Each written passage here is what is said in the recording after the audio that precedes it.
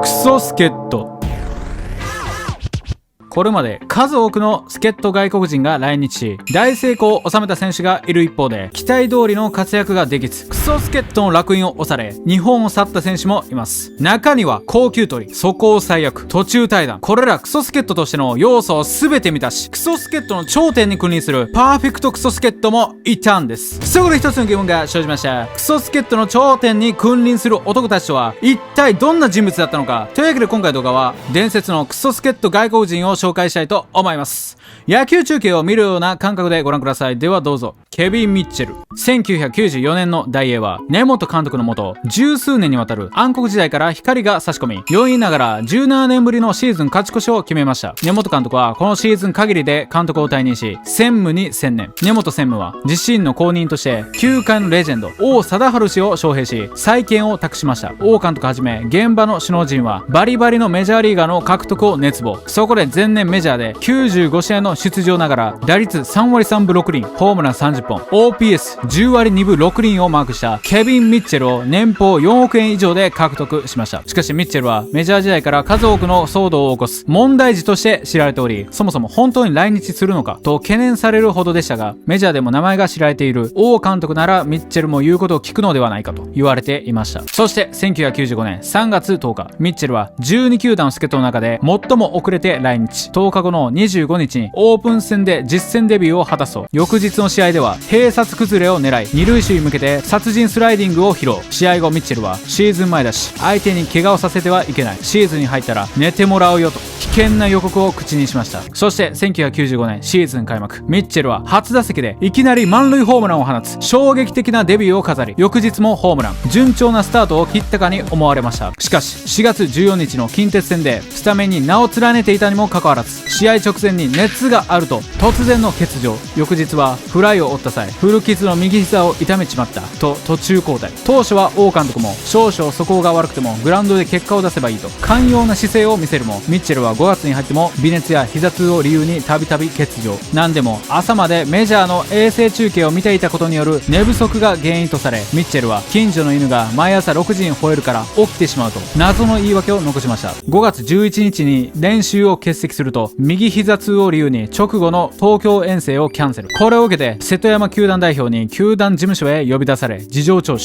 その中で所沢遠征時に横田空軍基地のクラブで飲酒していたことを注意されると、ミッチェルは、プライベートなことは球団とは関係ない、そんなこと言うならアメリカへ送り返してくれ、あとは代理人と話してもらえればいいと逆ギレ。その後球団の指示に従って病院に行き、2日間にわたり膝の精密検査を受け、スポーツには支障がないと診断されるも納得がいかないミッチェルは、アメリカの主治医に治療法を聞いてみたいと一時帰国を希望。さらに瀬戸山球団代表から飲酒を注意されたことも根に持っており、球団が態度を改めない限りプレーしないとまで言い切りました。この発言を受けて球団は17日に出場選手登録を抹消。瀬戸山代表は彼の復帰の可能性はないと報道陣に語りました。その後週刊ポストの記者がミッチェルを直撃すると、球団から何も言っていないが俺はダイエーを辞めない、アメリカで治療を受けて日本でプレーしたいんだと語るも、24日には球団側が職場放棄を理由に年俸の支払い停止を通告。これを受けミッチェルは、日本人は汚い、嫌いだの捨て台詞を吐いて無断帰国しました。球団は当初ミッチェルを解雇する方針でしたが、年俸の影響で残留が決まり、両者が和解した後7月下旬に56日ぶりの再来日。この時ミッチェルと因縁の瀬戸山代表が同席し、記者会見が予定されていました。しかしミッチェルは長旅に疲れちまったとドタキャン。一人で記者会見に臨んだ瀬戸山代表は怒りの表情で元のスタイルに戻ってしまったと語りました。しかしミッチェルは復帰後打ちに打ちまくり、8月8日までに33打数15安打、2本塁打、9打点を記録するも、再び重度のサボり癖が再発。右膝が痛いと言い始め、8月11日に2週間で帰ってくると2度目の無断帰国。これには球団も完全に見切りをつけ、そのまま解雇となりました。王監督は取材で、戻ってきた後打ったことでメジャーでまた来年からやろうという気になったんだろうねと呆れ返っていたと言います。帰国したミッチェルはその後ダイエーに対して年俸の全額支払いを要求し、裁判沙汰にまで発展する事態に。同性の小説家マーガレット・ミッチェルの代表作風と共に去りぬをもじって金と共に去りぬと揶揄されました。マイク・グリーンウェル。96年当時の阪神は球団史に大きく影を落とす暗黒時代を送っており、87年から96年までの10年間で B クラス9回、最下位6度と壊滅的なチーム状態でした。そこで阪神フロントは暗黒を打破する救世主として96年オフに西武から FA 宣言した清原和博選手の獲得に乗り出します。阪神は電鉄本社の重い金庫の扉を開け、清原選手に対して破格の条件を提示。吉田監督も縦縞を横縞に変えてもと熱い思いをぶつけるも、結局清原選手は巨人に入団してしまいました。清原選手獲得に失敗した阪神フロントは新たな救世主候補にレッドソックスを FA となっていたマイク・グリーンウェルに白羽の矢を立てます。グリーンウェルはレッドソックス一筋、12年間で5度の打率3割、通算打率3割0分3厘、130本塁打、1400安打と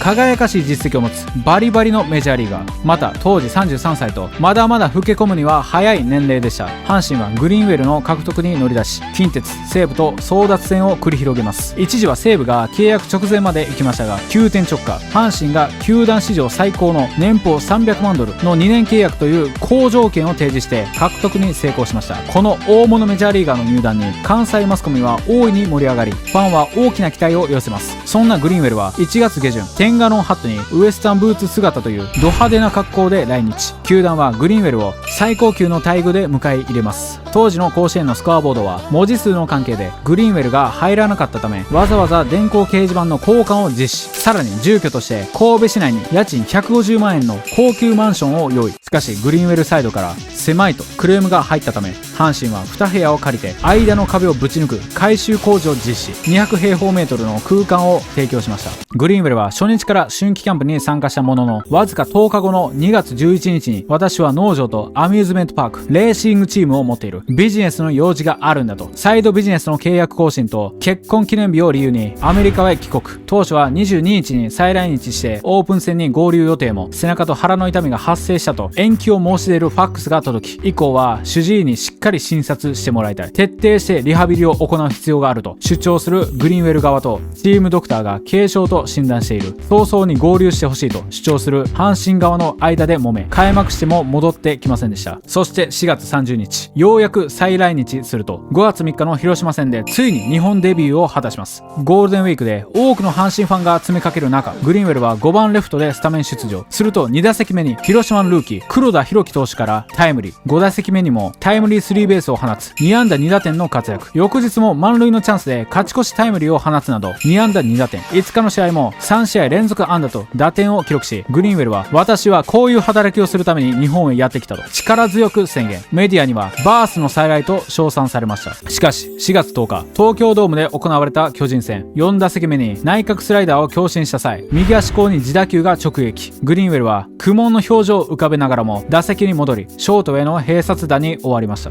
翌11日の試合前、都内の病院で検査を受けるも打撲と診断されたことで、同日の巨人戦にスタメン出場。しかしその後も痛みが引かず、12日に岡山へ移動した際に市内の病院で再検査を受けると骨折が判明。この検査結果を受けてグリーンウェルはなんと引退を決意。球団は必死に説得を試みるも、本人の決意は固く、14日に甲子園球場内で引退会見が行われました。引退会見でグリーンウェルは、骨折は私に野球から身を引けという神のお告げ、身を引く潮時だというメッセージだったと現在でも語り継がれる伝説のコメントを残し、翌朝のスポーツ紙には神のお告げの見出しが躍りました。グリーンウェルの引退を受けて吉田監督は、なんや嵐のように来て嵐のように去っていきましたなぁと、これまた印象的なコメントを残しました。出場わずか7試合、打率2割3分1厘、0本塁打、5打点、安打6本、年俸3億6千万を安打数6本で割ると安打1本あたり6千万。あまりにも高額な買い物となってしまいました。実はグリーンウェルの日本球界行きは引退後の生活を準備する期間であったとも言われており、グリーンウェルが用意した代理人はあのケビン・ミッチェルを担当したジョー・スローバー氏。サイドビジネスの契約更新のためアメリカに一時帰国したいという無茶な要求を阪神に飲ませ、マンションが狭いと文句をつけ壁をぶち抜かせた件もスローバー氏の意向が大きかったと言われています。ちなみにグリーンウェル争奪戦に敗れた西武と近鉄は代わりに獲得した助っ人が大当たり。グリーンウェルの失敗が余計に際立つ結果となり、阪神フロントは外国人を見る目がない、ケチな上に金の使い方を知らないなどと大きな批判を浴びました。阪神フロントはこの失敗を受けて以降の外国人補強方方針を実績よりも性格重視にシフト。グリーンウェル以降も全く結果を残せない外国人は多々いましたが、皆性格は良く、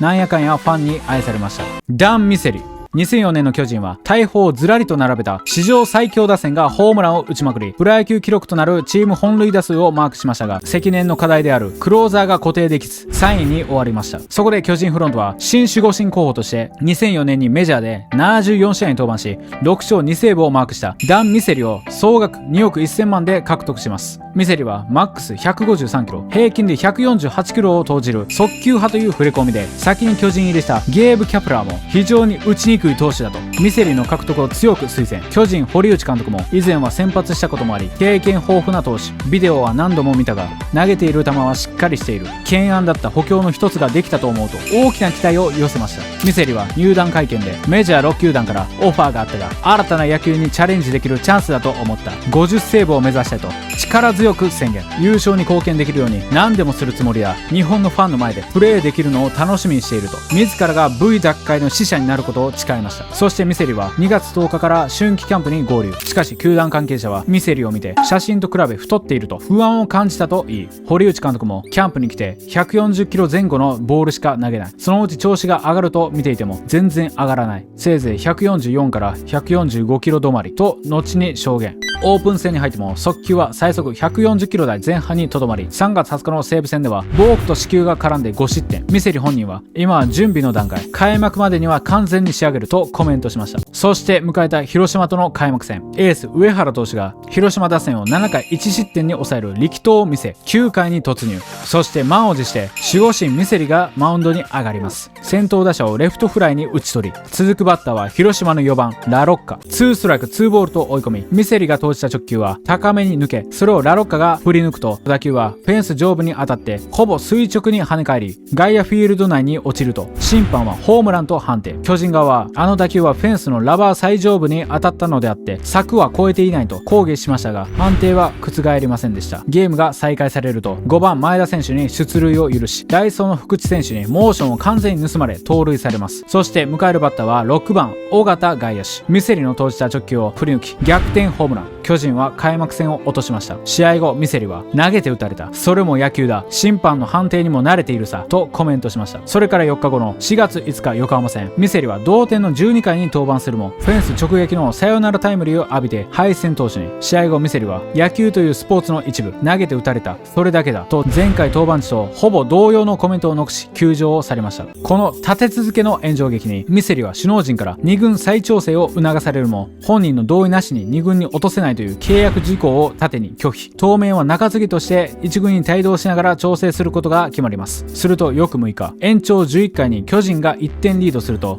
横浜ファンからミセリコールが沸き起こる事態に。翌7日の横浜戦で5点ビハインドの6回に登板すると2日前にサヨナラタイムリーを打たれた田村選手に今度はツーランを浴びるなど1回3失点で降板。試合後ミセリは報道陣に対してこんなリトルリーグみたいに狭い球場でやっているからだと衝撃的なコメントを口にし波紋を呼びました。日に日に批判が高まる中、10日の中日戦でミセリは10点ビハインドの場面で登板。4度目の登板で初の無失点に抑えました。しかし敗戦処理としての今日にミセリは露骨に不満をあらわにし右肩痛を訴え始めたんです。首脳陣は再度2軍降格を打診するもミセリは堅くなに拒否。このことで4月17日にミセリ、山本ヘッド、阿波野投手コーチによる三者会談が行われ、その後報道陣に内容を聞かれた阿波野コーチは嘘を言いたくないから言えない、代理人にも関わること重要な話し合いですと答え、一方のミセリは日本の美しさや家族構成のこと、それに仏教について話したとコメントしました。そして4月19日巨人はチームへの影響を考慮しミセリを球団史上最速で解雇。結局ミセリは4試合に登板し2敗0セーブ、防御率 23.63 と散々な成績で日本を去ることになりました。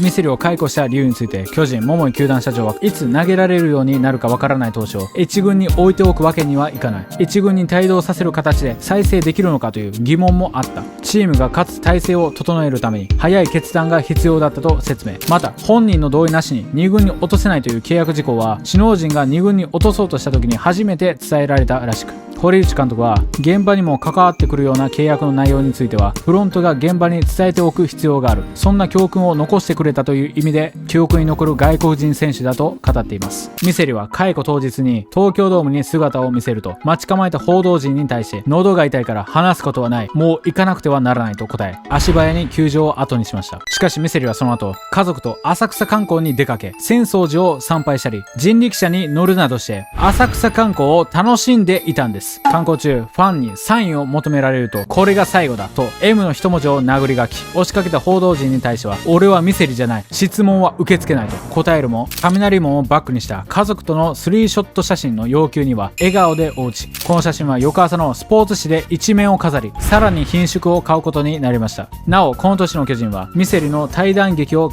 切りにローズによるジャイアンツ大嫌い発言や清原選手のハイタッチ拒否事件など立て続けに騒動が勃発し、チームの士気が低下、最終的に最下位こそ免れたものの8年ぶりの B クラスとなる5位、球団ワーストとなる80敗を喫し、この年限りで堀内監督は辞任しました。ブラッド・ペニー。2011年に日本一に輝いたソフトバンクはシーズンオフに入ると FA で杉内俊也投手、この年19勝を挙げたホールトンが巨人に流出、さらに和田毅投手がメジャー挑戦へと羽ばたき、先発表ローテが全滅しました。そこでソフトバンクフロントは2月5日に先発ローテの柱候補として11年にメジャーで2桁勝利をマークしたブラッド・ペニーを年俸2億2500万円で獲得。ペニーはメジャー通算119勝、2006年には最多勝に輝いた実績を持つバリバリのメジャーリーガー。2月9日に開かれた会見の席でペニーはいろいろな日本人選手から日本の素晴らしさを聞いていたので、ここに来ることができてとても嬉しい、アメリカに残ることも簡単だったが新しいチャレンジをしたかった、日本で優勝したいと抱負を語ると、日米での最多勝を目指すかという質問に対してはそのためにユニフォームを着たんだと頼もしい発言が飛び出し、ホークスファンを大いに期待させました。その後ペニーはチームに合流し、2月28日には韓国プサンとの練習試合で実戦デビュー。試合途中には自らタイムを取り、駆けつけた細川捕手の肩を左手で抱き、サインを入念に確認したり、今宮選手が悪送球し失点した時には今宮選手の元に駆け寄り肩を抱きながらグータッチする成人ぶりを見せました。そして2012年シーズンが開幕、ペニーは開幕ローテに入り、4月4日の楽天戦で日本デビューを果たしました。雪がちらつく中、ペニーは半袖で登場。